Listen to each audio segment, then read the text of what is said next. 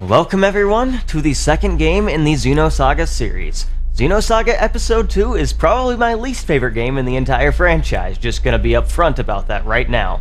That doesn't mean I hate it, but I won't be as enthusiastic about the game as the other two in the franchise, but I still hope to represent it in a positive way in this playthrough. They made some changes to voice actors, some gets fixed in the third game and some remain. The battle system gets a bit more frustrating, the art style has changed for the worse, trying to be too realistic, and there's just a lot of problems spread throughout. I still have an appreciation for this game and do think the story and characters are worth playing it for, but it can definitely feel like a slog at times. I won't be doing much side content for this game as I'd like to get to the third game quicker and show off the jewel of the series. I hope this playthrough can save you, the rest of you, some frustration and you can either watch alongside me or learn how to beat the game yourself. Without further ado, let's get into it. Please enjoy Xenosaga Episode 2. Alright. We gotta mentally prepare before we start.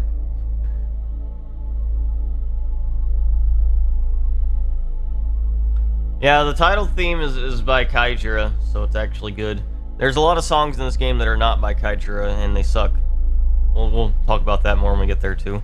Luckily for Saga 3, they just handed everything over to Kaijira and let her do every song in the game, and that OST is absolutely amazing. Have they changed the menu sounds? They sound about the same to me. It's pretty similar, at least. Alright, well, I'm delaying this long enough. Let's get started, I guess. Let's have a good time. Unlock special features for clear data? Yes. It means we get swimsuits. We got a swimsuit for Ziggy and Cosmos, let's go! That's what I like to see. Subtitles on, for sure. Yeah, we can go with this, I don't really care. That's fine.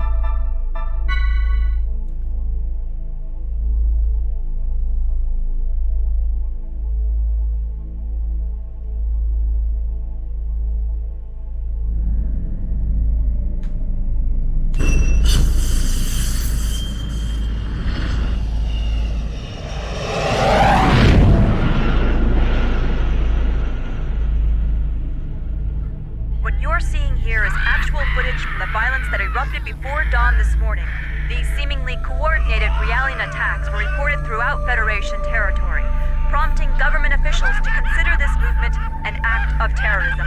The response to these Realians has been... There's been a new development. As internal agencies continue to analyze these violent events, a flash action report within the Federation and obtained by this station indicates that only Realian models created within the last 2 years, or those receiving adjustments in the Milshan star system, have been implicated. Although this is not a complete list, we have obtained a partial list of units matching these criteria. This list includes DZ-1006448, DZ-2000330, DZ-1001007. Today was just the beginning of the ensuing violence. These Realian outbreaks are spreading like wildfire. They'll be reading off plenty more model numbers in the media tomorrow. I can assure you. So, what does that have to do with the operation? I'd like to know why I was chosen for this mission. I'm told that the military has detained all of its Realians. I find it difficult to believe that they don't have any misgivings about us.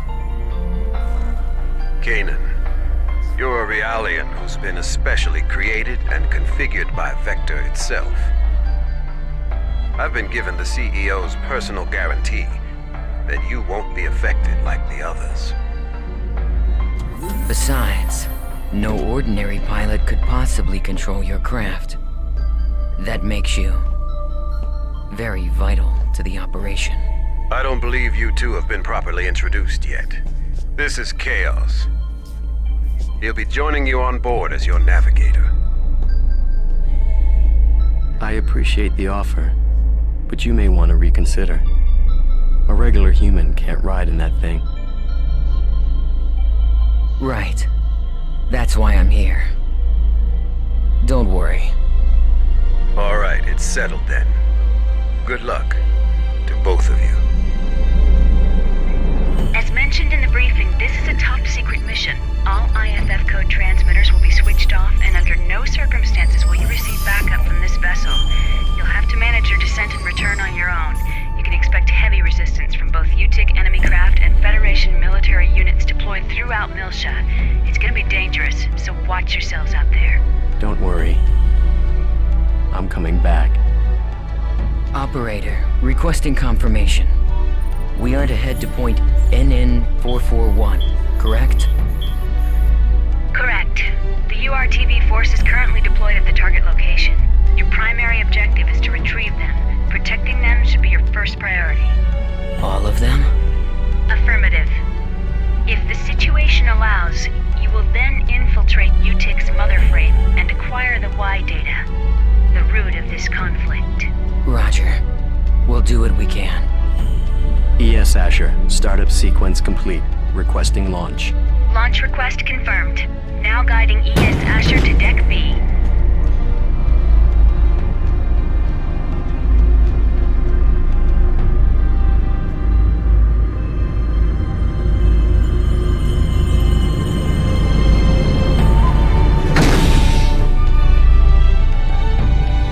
Defensive shields deployed.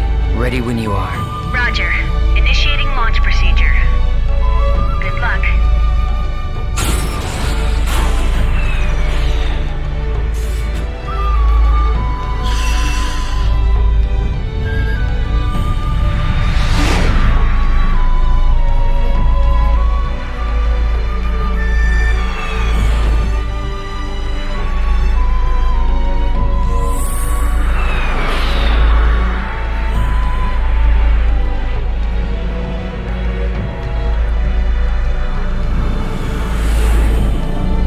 Passing through the troposphere.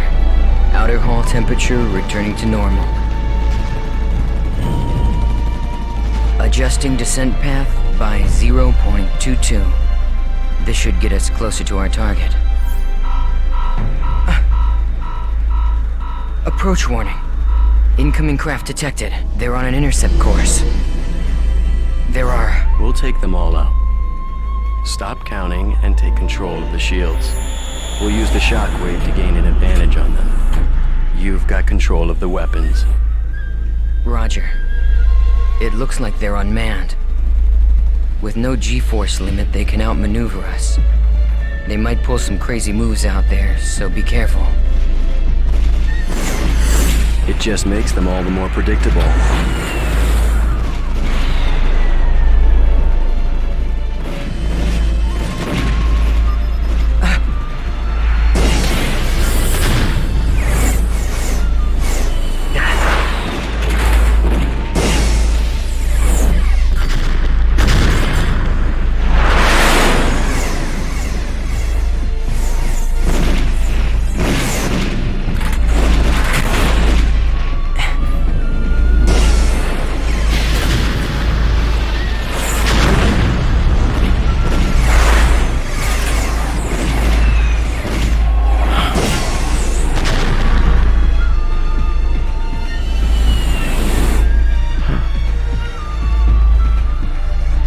There's no end to these guys.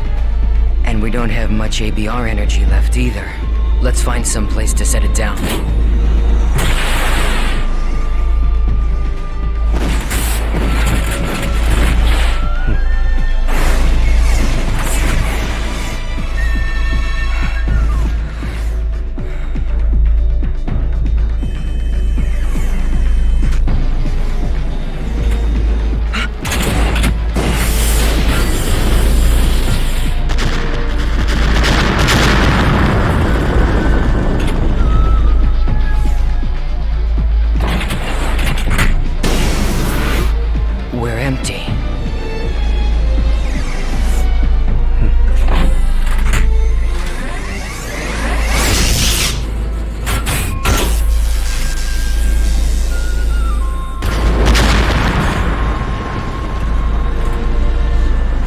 All enemies destroyed.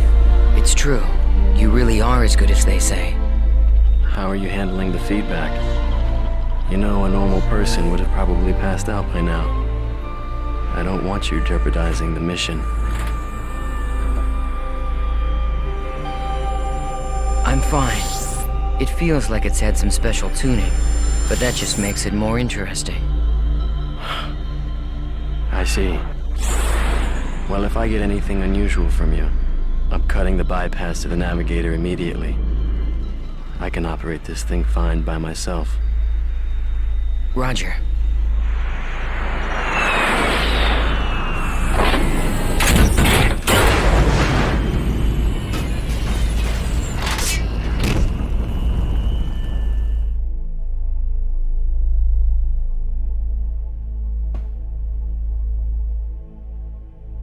Looks like we're pretty far out from our objective. Plus, I'd say the defensive network we saw on the way down takes out the idea of an airborne approach. We'll go by ground then.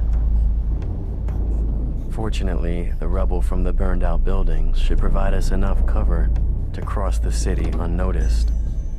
Agreed. We'd better get moving. We don't have much time.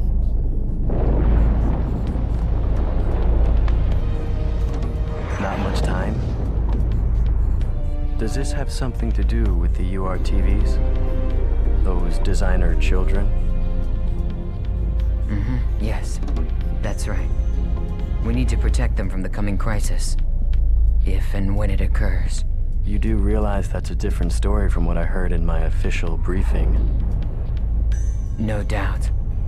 As the Federation Government Special Forces, the URTVs were sent in ahead of the invasion. I'm sure you understand what they represent in the conflict against the UTIC organization. Right.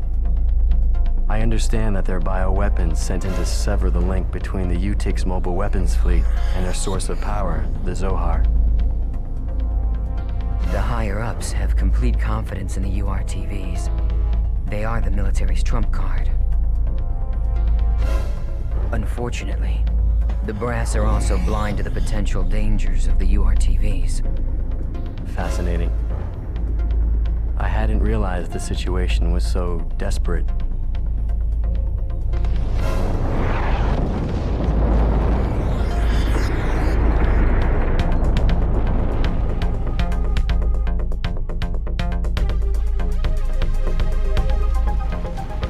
Old Miltia. So, if you didn't tell but couldn't tell by now, we are not in the present timeline. We are currently 14 years in the past for a little prologue. Afterwards, we will be instantly transported to the end of Saga 1, where we will continue basically immediately where we left off at the end of Saga 1, and start Saga 2 from there. So, Chaos has a new voice actor. He sounds like a edgy teenager now, I'm sorry. I vastly prefer his Saga 1 voice actor. I think it was a lot better. And even in Saga 3, I still think the Saga 1 voice actor was a lot better.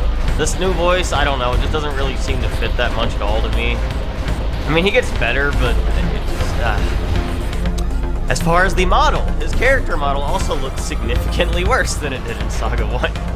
I don't know why, he just looks really weird now. It's like he's like way too tall and thin. I don't know. Anyway, yeah, there's a lot of things to say. But as you probably noticed, we have an OST now, so I gotta actually change the music volume when I'm in the overworld. A bunch of other characters have their voices changed. I'll talk about my opinions on them when we get there, though. So, right now, we are controlling a mech. This is a save point. We can save our progress here. We'll go ahead and do that, I guess. Why not?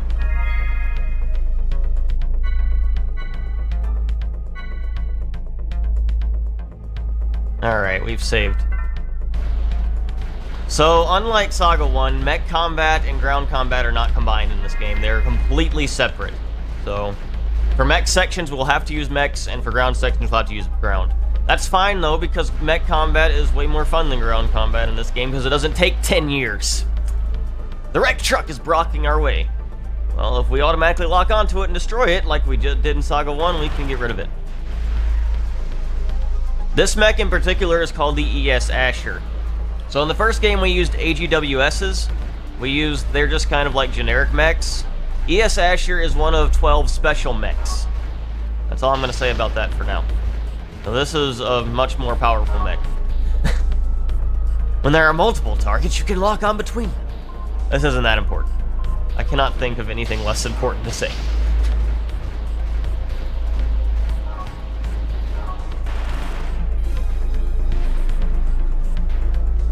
Alright. There's nothing interesting over there. Go back this way before we head over that way. Actually, I think I'm supposed to go the other way for... Oops. I'm probably missing that, like, an important treasure chest or something. No, not a cutscene. So tell me, what exactly are we expecting to happen here? Well, the problem is that the URTVs aren't merely machines. They're real people with their consciousness intact. The system that currently controls the Zohar was actually designed to be used for the UMN transport system. However... Yes.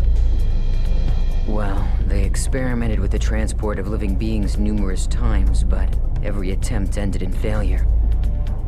According to the records, 99.76% of them were killed instantly. However, it seems that on very rare occasions, there were survivors. They didn't exist as people anymore, though. They were just things, never able to recover their consciousness, the very element that made them human. Mental breakdown. Lieutenant General Helmer concluded that if contact with the system led to the destruction of the human mind, then even the URTVs created as the system's antithesis might be affected. Therefore, if the URTVs were to suffer a mental breakdown, then likely the Zohar, a source of infinite energy, would spiral out of control. That would be devastating. And yet, the General Staff decision wasn't overturned. I suppose that's where we come in. Wow, the Zohar is a source of infinite energy.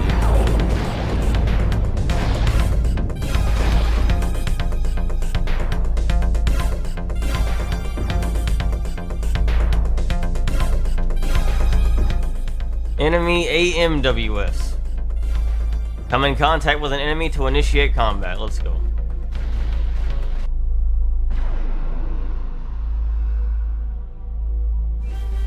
Alright, I'll explain the controls during battle. I'm not going to repeat myself, so pay attention. I see we use the Xenoblade 2 style of tutorial here. I'm not going to repeat myself. I'm gonna screenshot that one. That one's actually really funny. Hold on. Alright. Okay, back to the game now. Movement order. The fastest craft will move first. The order is displayed using icons on the bottom right corner of the screen. Same as last game. There are 3 official enemy icons. Mechanical, biological, gnosis. We just have letters this time. They're really lazy. We don't get cool pictures this time. We just have letters. Use square or triangle to attack immediately. The icons on the bottom left of the screen display the attack information. If you're unable to use an attack, the section will be grayed out. I think square is melee attack, triangle is ranged attack, essentially. Just kind of like last game, basically. Select the target with the directional buttons. The enemy can have its front or back to you. If you attack an enemy in the back, your aim will be 100% and the critical hit rate will increase by 50%. We don't have any enemies to the back of us right now, so that's not really a feature yet. Of course, when the enemy is facing away, it is to your advantage, but the opposite is true if you are facing away from the enemy. Understand how it works so far, then take care of the enemies in front of us. Alright, so all I gotta do is just literally press the X button. That's all I gotta do. See, easy, and you killed them. Isn't that great? Isn't that wonderful? Sorry, triangle button, not X button. No, that was actually square button. There's too many confusing buttons on these controllers. Boost. Cutting in the movement order is called boosting. Press the R1 button to display characters who are able to boost. So the boost meter is in the bottom corner of the screen. It's on top of the icons. So you see the bar under player, it's currently at 0, but it's almost filled up. That's what that means. Oh, it gave me a free boost turn. Alright, that's fine. So I held down the button, I do the proper boost turn, and now I can move again. Stock. This is an important feature in this game. It's more important for ground combat, but it's kind of important for mech combat as well. Stock. This will charge the craft's energy by 100. You can check the current charge value by looking at the EC meter. Basic attacks will charge the EC meter by 25. So just by attacking, you'll also get meter. This will open the special attacks menu. Special attacks will require your energy to use. Changing the co-pilot will change the available special attacks. So basically, if you change your mech format, you can get different special attacks. I'm going to charge to 200. Oh man, now we can use special attacks. Values 100 and 200 next to the special attacks indicate the amount of energy needed to execute them. The event slot during the current turn is displayed. So the event slot is the same as the last game, except instead of the dead turn, there is now a random effect turn. So you got the critical turn, the boost turn, the skill point up turn, and then you have a random turn. The random turn can have a number of different effects that you can't get otherwise. Alright, so critical hit rate increases your critical hit by 50%. I think that's additive because just like last game, if you can have a really high critical hit chance on that turn, even no matter what. Boost turn increases the rate of which boost gauge rises. That's pretty straightforward. Skill points increases skill points earned when you kill enemies on that turn. And then this is the random slot. It can be either these three or nothing. So instead of just nothing, it can be one of these three or nothing. The first is increases ether damage and healing by 50%. That can actually be really powerful if you're using ether attacks because it's just a straight multiplier to all of your damage. So if you can actually get an ether turn, that's really good. Target loses its turn if damaged by an attack. That's another really good turn if you can get it and take advantage of it. And target's boost gauge decreases if they are attacked. That'll prevent them from boosting up if you can do that. So a lot of these effects are actually really good and worth keeping in mind. Unlike Saga 1, enemies don't really have counter boost. They actually just have their own boost gauge, so being able to lower that's actually very helpful. Only enemies in character battles give skill points, so don't worry about skill in this battle. So don't worry about skill points in this battle. You don't need skill points. The rest you'll have to figure out for yourself. Gotta love how they just did that. We can only hit one person. Let's just go ahead and use Shot Buster instead then. Our special move. That didn't really do much any more damage than a regular basic attack. See? I think they might just not be as... I don't know if they did take less damage from ranged attacks or not. I can't remember. Yes, Asher. Yo, Blue Metal, thank you for the subscription. And thank you to Dakota Games for the subscription. I think you subscribed during a cutscene, so I didn't pay attention to it, so my apologies. But I do appreciate it so much. After a battle is over, enemies will be unable to detect us for a little while.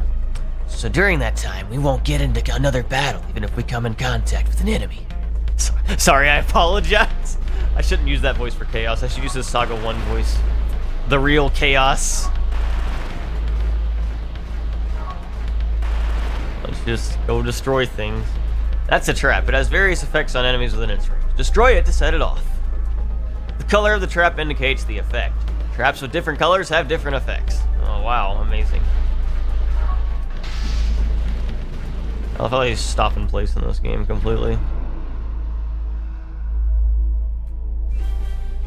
How much do ranged attacks do to these guys? I feel like melee does more. Yeah, melee does more. Melee actually just straight up kills them. My mistake.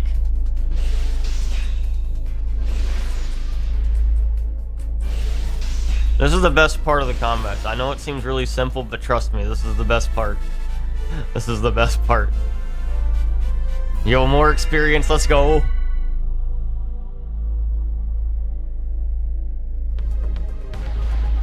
Is there any other traps near here? You know what? I don't need traps to beat you. I'm not scared. All I gotta do is press the square button and you die. Oh, a different enemy type this time. What could this mean? 600? Yeah, okay. Well, bye. This game does have more than one battle theme. You're right about that one.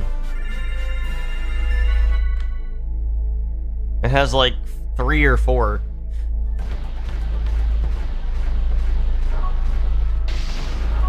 I'm not supposed to go this way yet. I don't remember what way I'm supposed to go. I don't remember Saga 2 that well at all. I try to purge it from my memory. Oh, I got a nano repair.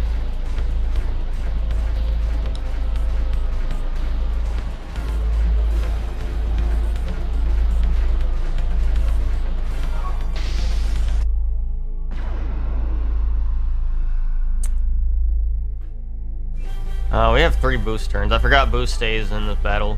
So in between turns in this game, you get to keep your boost. That's actually nice. But the boost big gauge is also combined now. That's the other thing. So I don't even have to boost there. There's only 2 enemies, but you know, whatever. I just wanted to show it off. This game does have a lot of area music. Most of it's not good though. Gonna be honest. Most of it is not good.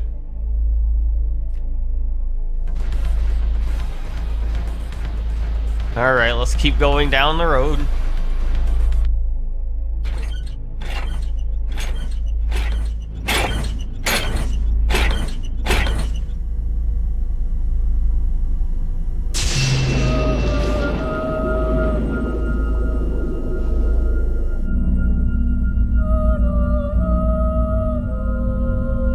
What is it? A pillar of light?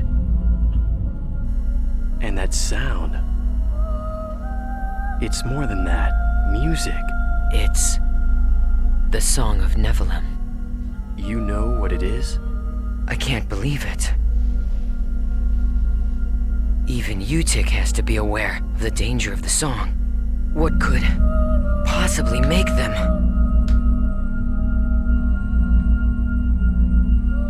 No! If this keeps up...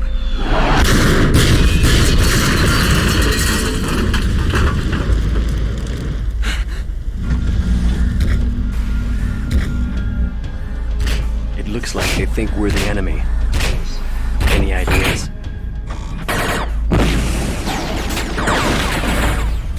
Yeah, send an emergency IFF signal to let them know we're on their side. We can't let anything stop us. We have to reach our objective. They should be receiving our IFF signal. Wait, something's wrong. What is this? What the? What's going on with them? This is... It can't be.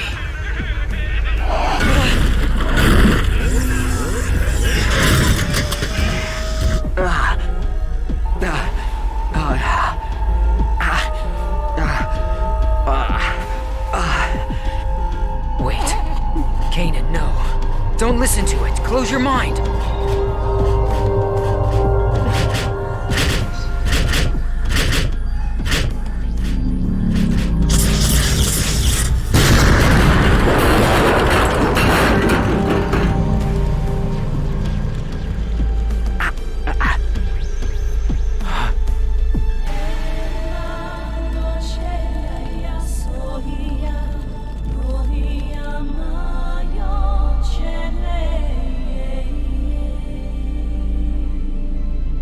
Is he with us? I don't know. But he's broadcasting an IFF. Attention, unidentified craft. I've received your IFF signal. The other crafts have been tainted, but you seem unaffected. Are you an ally? Well, it looks like this one's still sane. What do you think? Getting out of here is our first priority right now. I think we should stick together. Agreed. Confirmed. IFF signal accepted. Stand by. I will now eliminate the affected Federation units.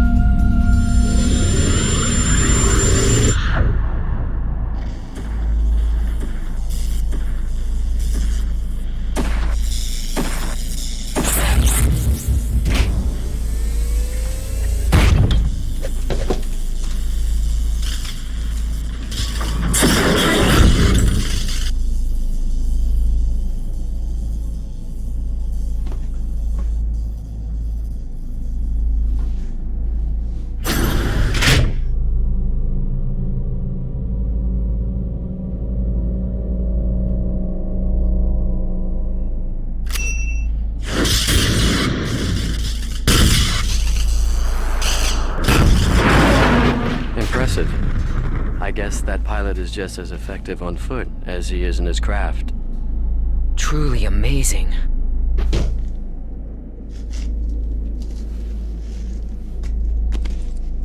Thanks for the assist.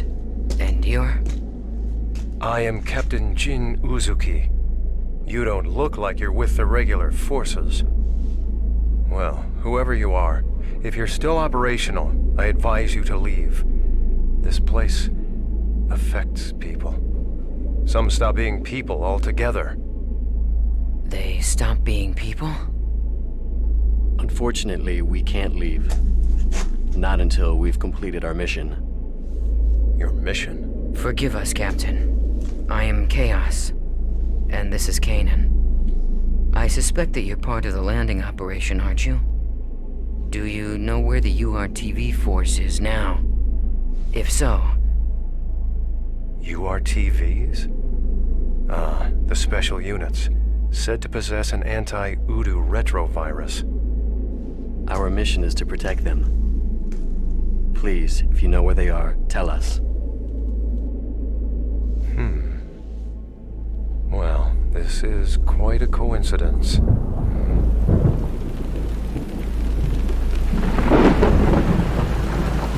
Although it's more than that.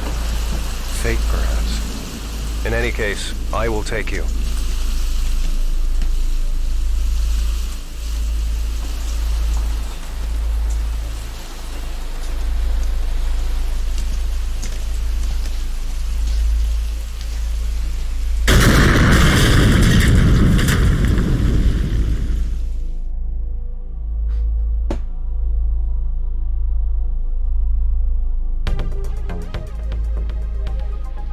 So that cutscene music was by Kaijura, that was why it was good, first of all.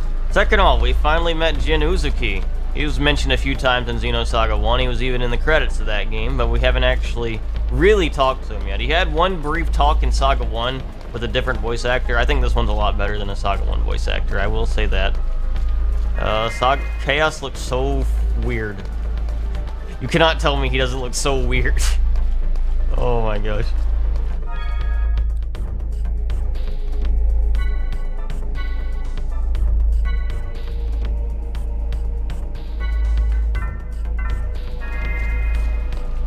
Alright, we're about to do foot combat. Oh man, that's gonna be a good time. It's actually fine right now. It only gets bad later. A treasure chest? Gotta revive.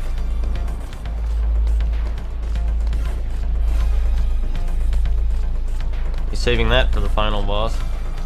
Hey, buddy.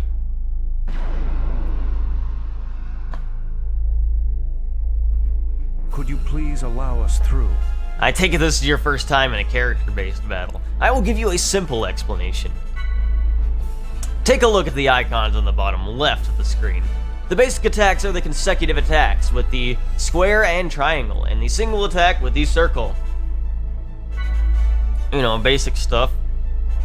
The information next to the attack icon indicates the attack characteristics. Finding the most effective attack characteristics for each enemy is the first step to obtaining an advantage in battle. Attack characteristics can also be used in the tech. Okay. Well, experience is the best form of training, so let's give it a try. When attacking, keep your eyes out for the B and C sign on the left of the screen. Okay, let's keep our eyes out for the B and C sign. Up. B glowed red, and C did not. I wonder what that means. Well, maybe I should use... Okay, so what's worth noting is that square uses B, triangle uses C. I want to get everything glowing red if I can. So... And by doing that, we can break the enemy and then combo them. Sound familiar? Breaking the enemy and then comboing them? Wonder where that came from. Did you notice the B and C displayed zone on the left of the screen? Those are called zones and indicate the location where each attack hit. Zones and attack buttons correspond as follows. The A zone over 3 meters, Basically, this is A zone is only for like aerial enemies, so you don't have to worry about that one that much. B zone, square, as we already said, also circle in some situations, and then C zone is triangle, like I already said. Some characters are unable to attack the A zone. You need like ranged attacks for that.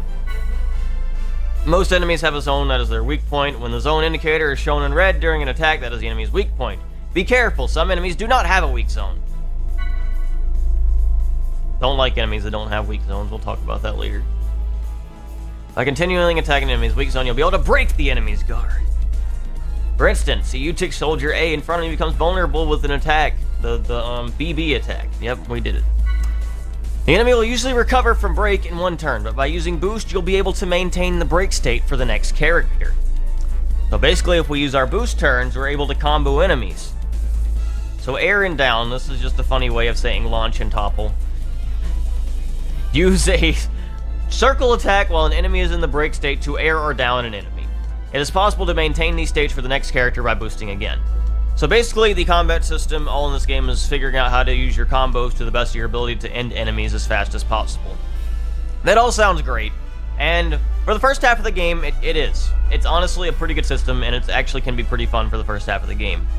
Second half of the game, it gets really, really tedious. I'll explain a bit more about that when we get there, but essentially they give enemies way, way too much health, and random encounters can last like 6 to 7 minutes. Some boss fights in this game are also a huge pain as well.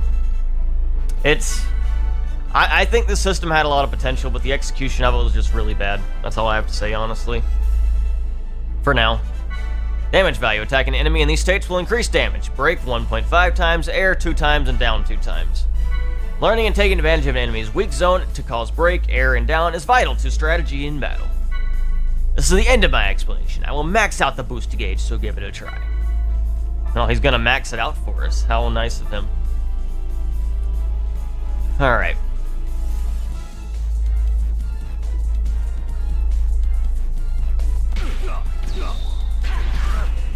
We have downed an enemy.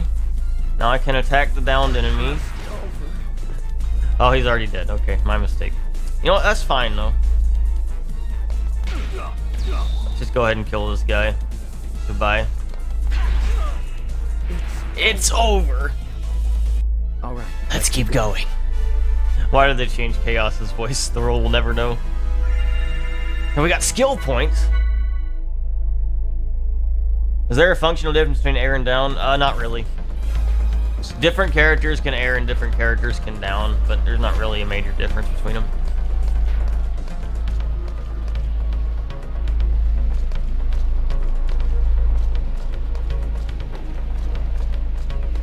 How they function for combat purposes is the same, but Blue Metal in chat just said something that technically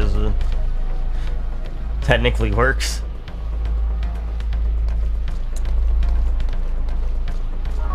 Sorry. Gosh. What were they thinking, man? What were they thinking? Why did they make him sound so edgy?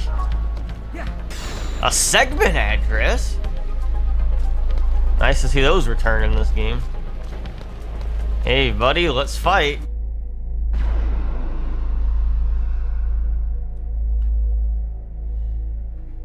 Alright, okay, it's gonna explain it now. I was actually gonna explain it myself. I take it you're getting used to the battles. Now let me explain the menu commands to you. Stock. It increases your stock gauge by 1, like this. So basically this is the guard feature, and it also allows you to store up an extra turn, essentially. And that allows you to basically use your massive combos. You can stock to follow up basic attacks with extra attacks. The stock gauge goes up to 3, and so it's possible to perform a 5-hit combo like this. Yep, okay. Using stock to perform extra attacks will allow you to down or air the enemy from break without using boost. Double attacks are special attacks performed by 2 cooperating characters. Currently, the command can't be used. Certain conditions must be met in order to use it. I'm not really worried about double attacks in this playthrough. To unlock most of them, you have to do a bunch of side content. No, thank you. Now it's selectable. It can be... Oh, I guess they're wanting us to use it anyway. Alright, that's fine. Okay. Looks like we can use a double attack called Ice Brain, but in order to use the double attack, another condition has to be met. Number 2 is displayed to the right of Ice Brain. This signifies stock cost, and it requires both characters to use that amount of stocks. Each double attack can only be used once per battle. There's only Captain Uzuki and me right now. Oh, Chaos is speaking? Okay. I wasn't reading in the proper voice. Each double attack can only be used once per battle. There's only Captain Uzuki and me right now, so Ice Brand can only be used once. Captain Uzuki boosted during my turn, but the double attack can be used in the opposite situation as well. That's the end of the explanation of battles. The rest is just practice. I'll max out the boost gauge and the stock gauge, so good luck. Well, we might as well show off the double attack, I guess. Why not? Why not? Sure.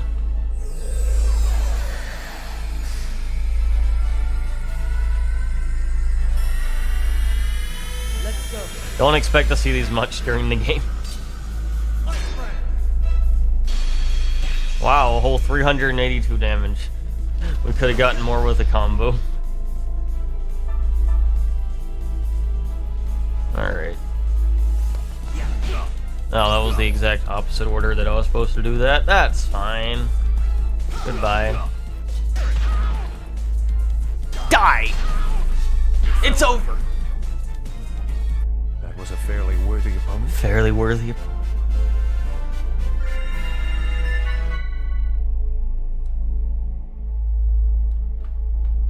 Alright. That about covers it for like all the important combat features. Is there anything useful up here? We're gonna find out. We're gonna find out. Let's go, Chaos. And your really lanky looking body here. I guess there's not anything. Skill upgrade, I guess that's helpful. Yeah, stocking is, you pretty much need to stock like every fight. Especially every boss fight. Otherwise, you will not do any damage.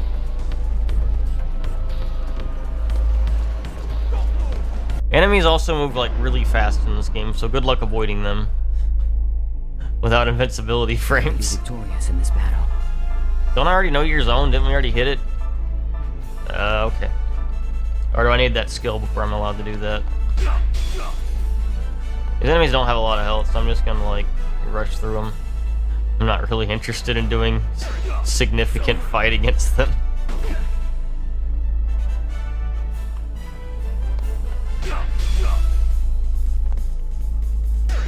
It's over! It will be a long time before my sword can rest. I haven't learned anything yet, so that's probably why, I guess. Is that what do they want me to do that right now? Hold on. As far as the menu, everyone basically shares like the same skills, and you have like these class points that you can use to get skills if you want them. Yeah, alright.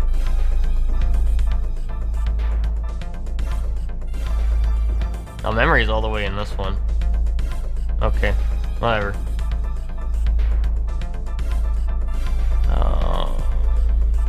How many skill points do you even have? Oh, you actually got 1,822. Go ahead and learn Medica as an example. So in order to get skills, you have to use your class points to unlock the license, and then you can learn skills within that with all of your points. I think if you max out these, you also get even more class points. I'm not really planning on using Chaos much this game, so I might as well just show it off by doing this right now, I guess. Alright, I learned everything in Class A, so I got 450 class points. Level 1 Class A completed, Level 2 classes are now available. So that means I can get... I did not want to do that. So that means I can now go to Level 2 classes, and if I have enough class points, I can learn Level 2 skills. These are actually really important. These give you elemental bonuses, and those can multiply your damage quite a bit. So those are going to be really important for characters later on, not really right now.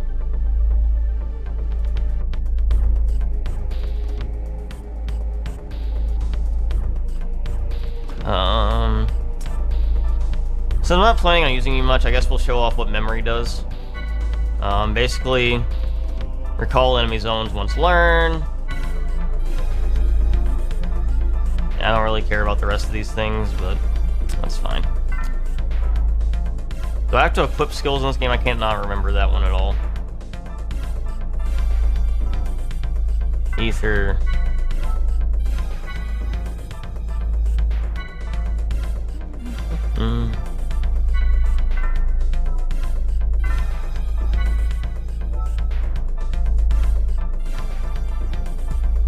These are all of the attack orders you can use. These don't really matter. You want to hit enemies' weak zones instead of like worrying about specific attacks in this game. Like honestly, it's kind of weird. So like your techs don't really matter. It's like all about hitting enemy weaknesses. I don't think I have to equip stuff in this game. I think it's just automatically learned, isn't it? Okay. Alright.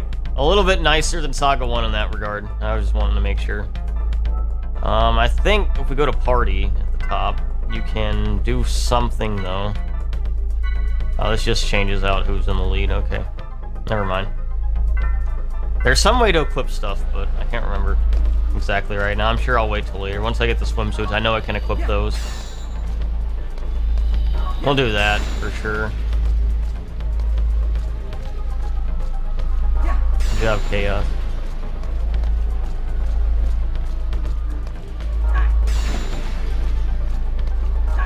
There's a lot of stock sounds in this game, if that's what you're talking about. Oh, hello. Give me this item. Biosphere?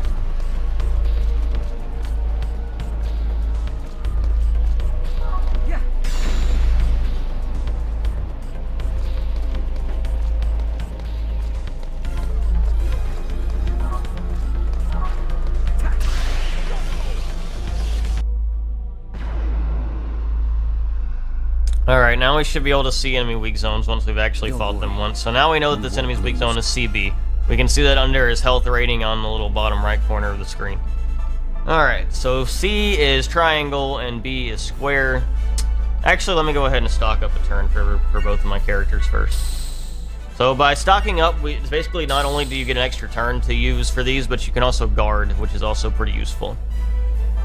So let's go ahead and CBA here. Not CBA, but triangle, square, circle, I guess.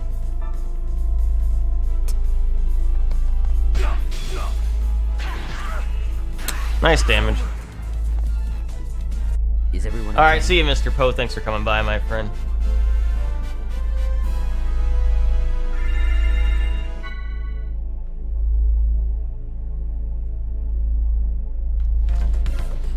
Alright. I don't think we can get in here yet. I'm nearly certain we cannot. Passcode has been changed from the inside. Re-enter the key and confirm. Oh. Yeah, we can't get in yet. That's fine. That's fine.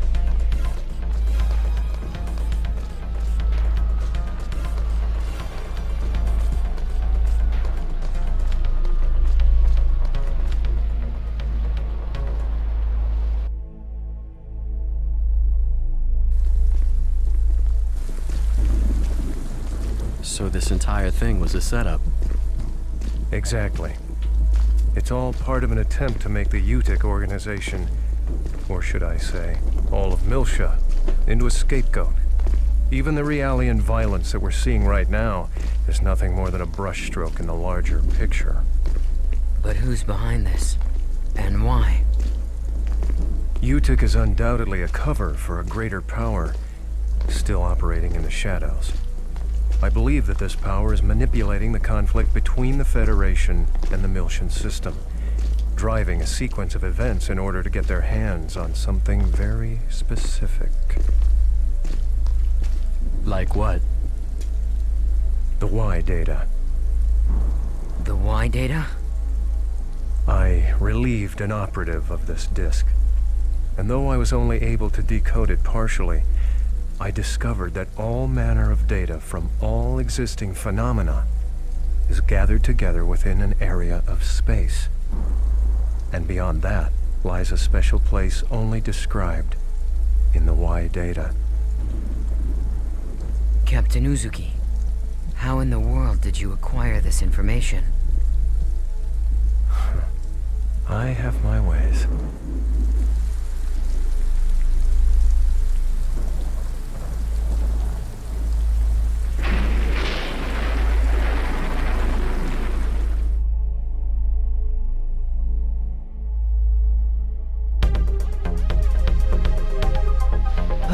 Alright, a save point. Alright, let's save.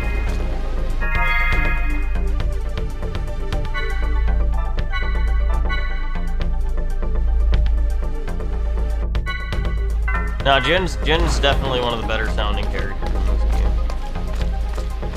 It's better than I'm chaos. I'm now an edgy teenager. I used to have a good voice in Xenosaga 1, but that's not the case anymore. I'm sorry, I'll stop making fun of Chaos. He gets a little better in Saga 3. Sorry.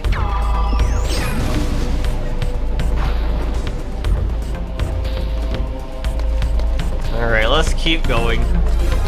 That volume up a little too loud. Hold on.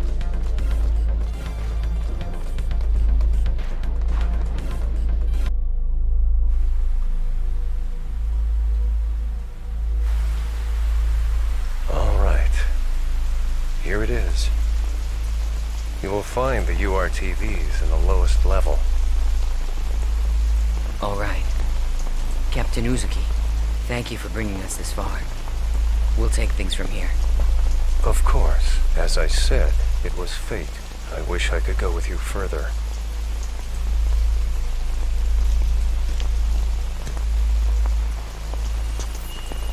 However, it's imperative that I complete my work on this data. I want to completely expose the shadow behind this conflict and drag it into the light. To do this, I'll have to access the mainframe here. Also. What?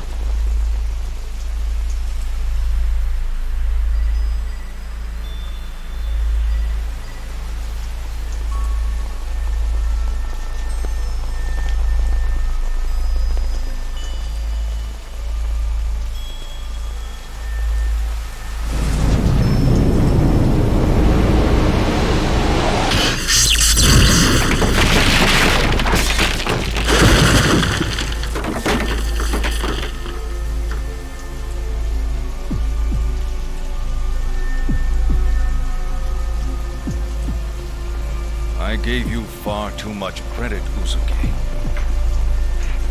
I thought you were smarter than this, a better thief.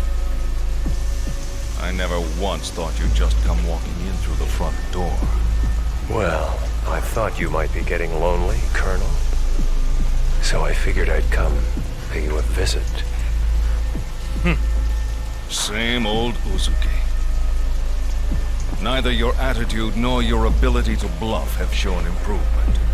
No matter. The data you possess is no threat to us. You've got nothing.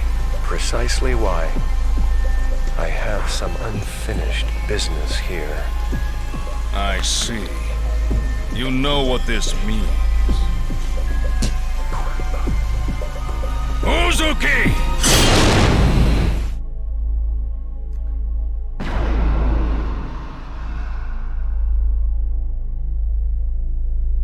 No more words. This ends here.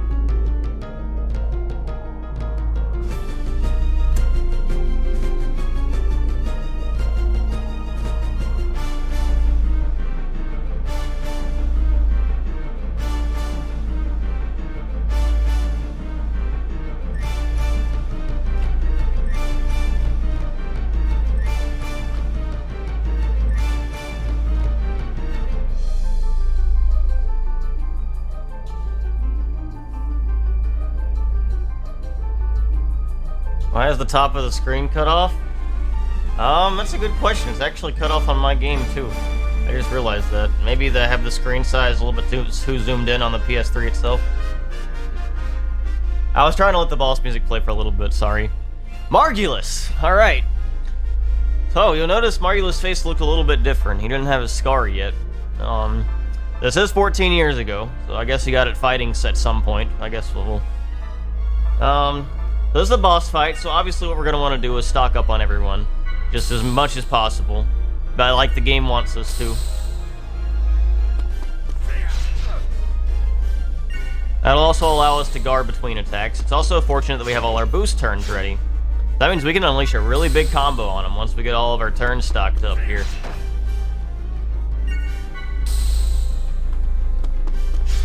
Especially when Chaos evades him like that. Good job, Chaos. I'm proud of you, buddy. So now we need to figure out what his weak point is. So before we want to, like, combo on him, we need to figure out what he's weak to, how we're going to kill him, and yeah, that's basically what we're going to want to do here.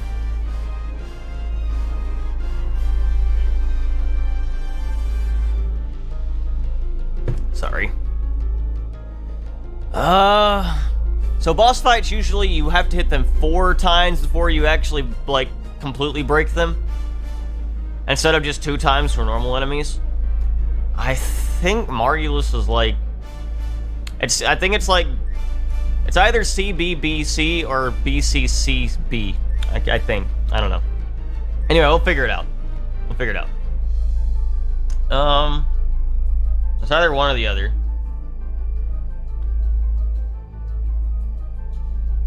So let's see. Let's check it out with Chaos here.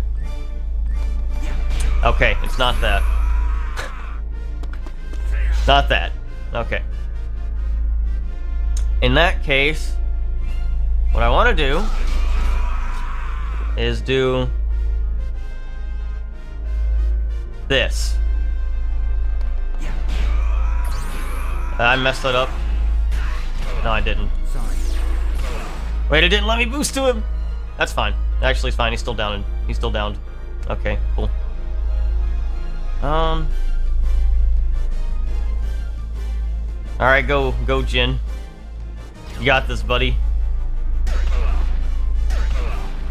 So you can see we can just basically combo him forever. He has 159 health left. We basically win right now. Yeah, this next attack should be enough, I think. Yeah, okay. No, he's not dead. My mistake. Oh wait, no, he is dead. Never mind.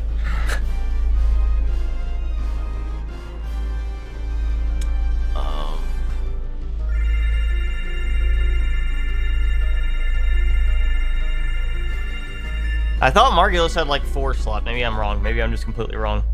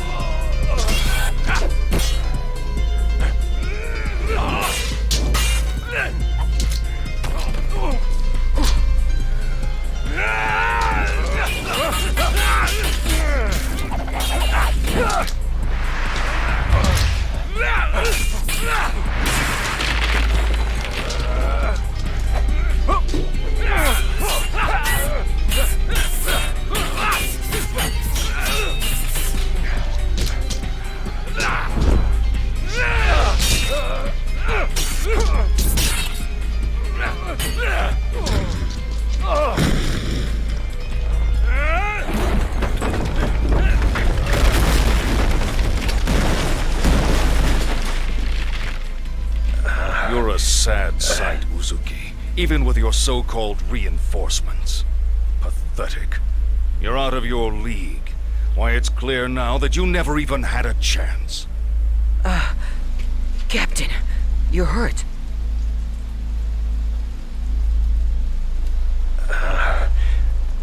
It's from earlier.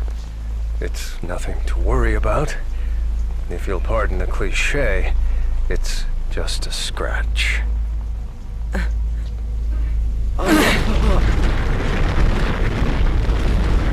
Huh. So it's begun. This planet is finished. There's no point in staying any longer. I think it's time we ended this. Once and for all.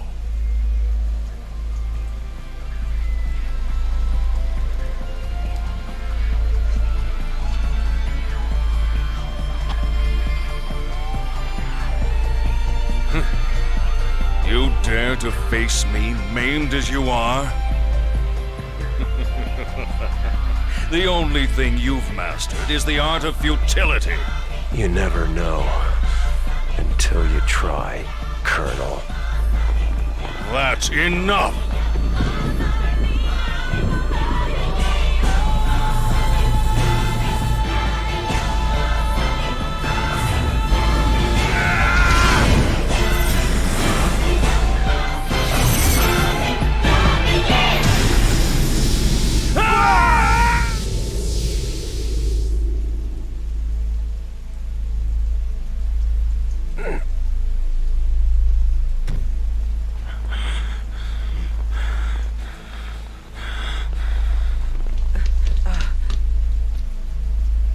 Now you see your death. I have always been your better in every way, Uzuki. It's something that old fool couldn't... What the...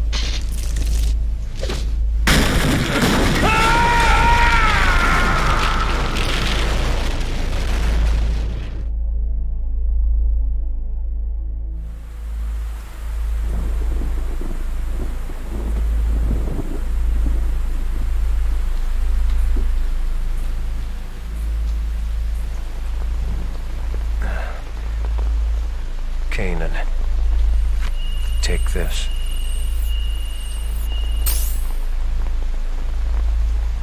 Is this?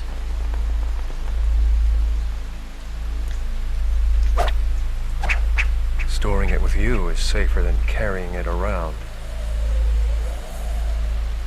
Besides, there's somewhere else I must go. What? You're not serious. Look, we're still mobile, Captain. You could come with us.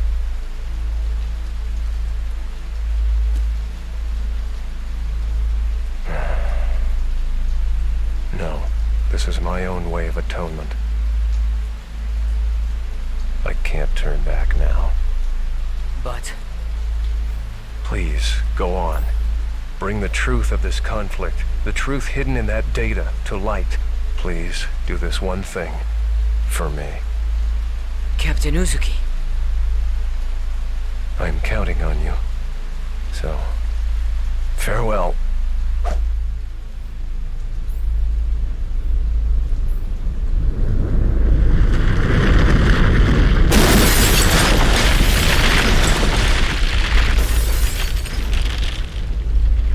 Kanan, look at that.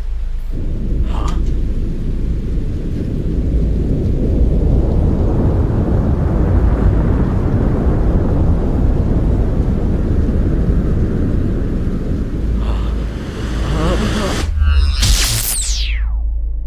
Hope you enjoyed Fatal Fight.